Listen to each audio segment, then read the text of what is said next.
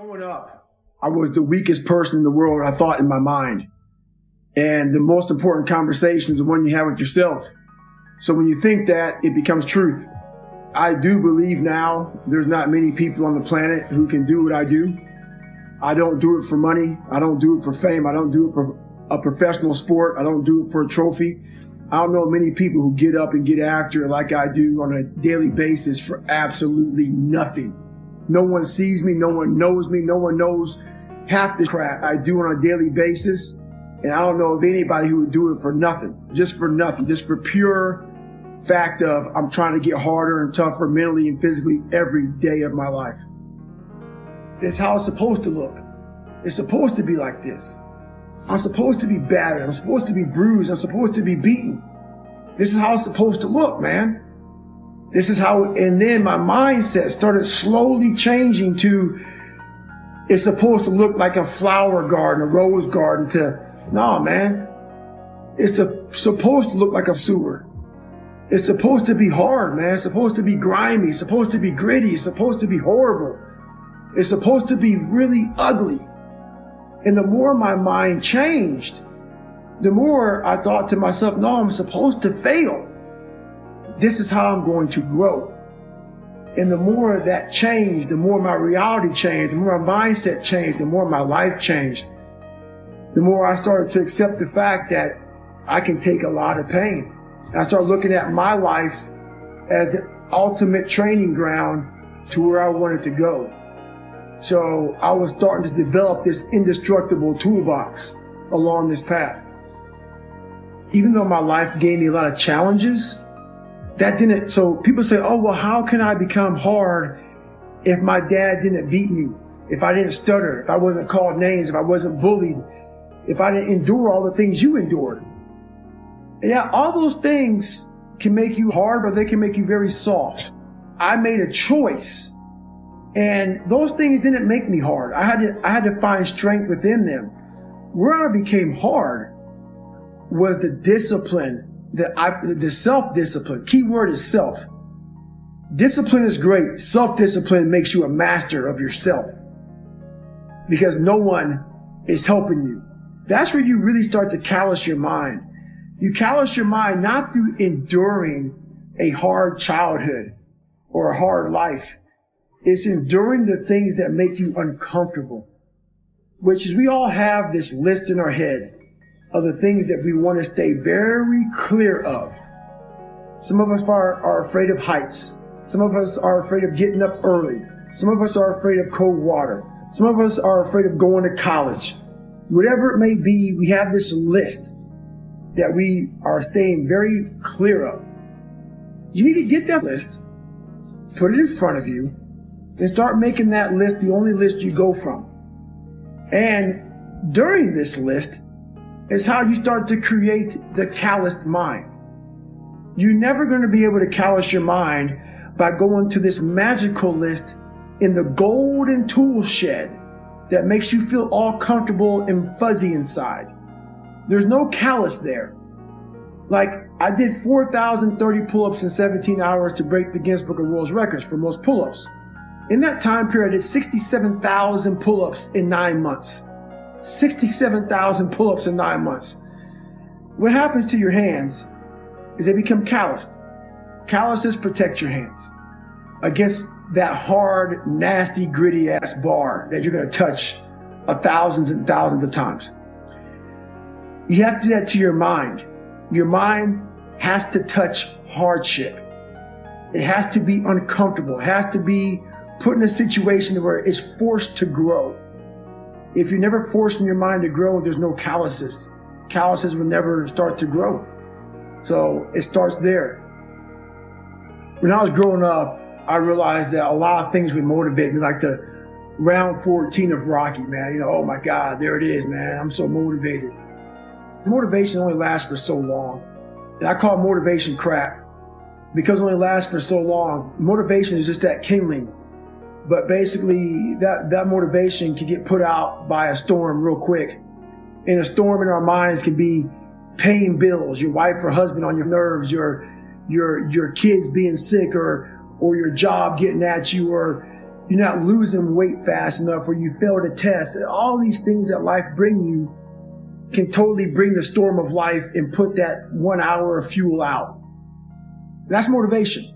A lot of people who are hearing this right now might get motivated from my story or something I said, and they may want to go out and start running. And they may put their running shoes on, and they may make it to a quarter of a mile like I did the first time. And at a quarter mile, you may be winded and extremely exhausted.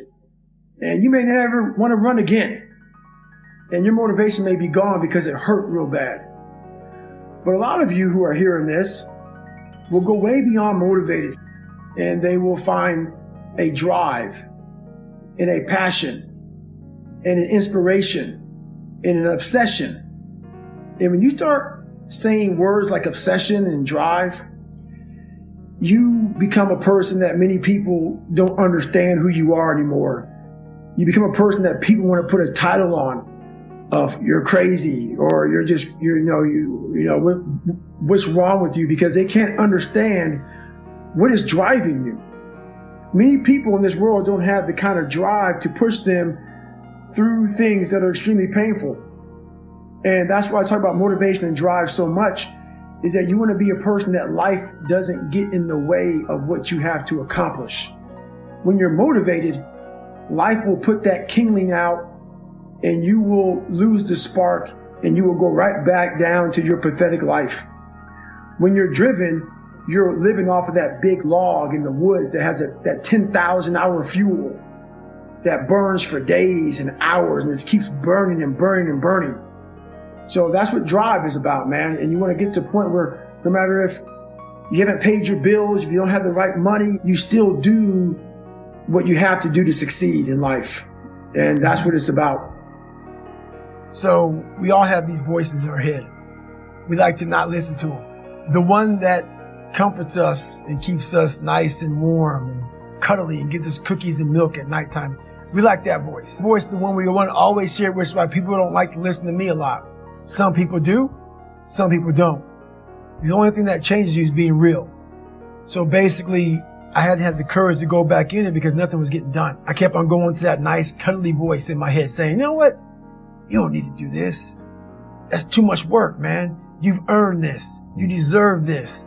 And that mentality got me to 297 pounds, fat, out of shape. To me, a loser.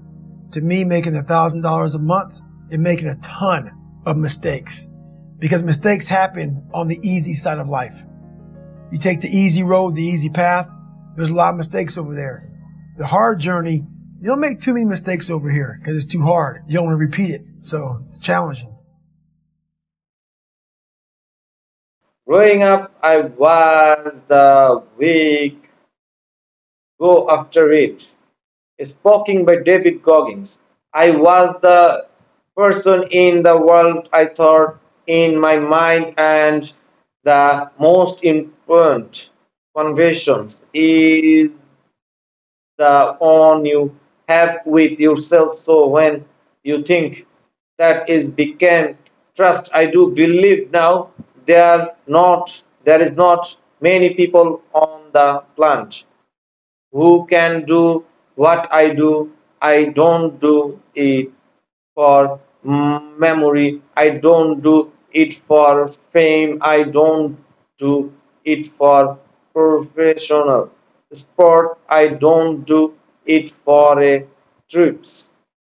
I don't know many people who get after like I do know a jelly basic for absolutely nothing on since me no one knows me, no one knows help the crop I do on a daily basic, and I don't know after anybody who would do it for nothing, just for pure fact of I am trying to get harder to thought mentally and physically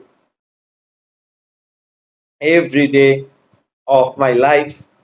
This how is supported at to look. It's surprised to be like this. I am supposed to be better. I am supposed to be resist. I am supposed to be better. This is to look mean. This is how they my mightiness stands slowly changing to it's supposed to look like a follower grand gradient to rose gradient to no man. It's it's surprised to look like a severed. It's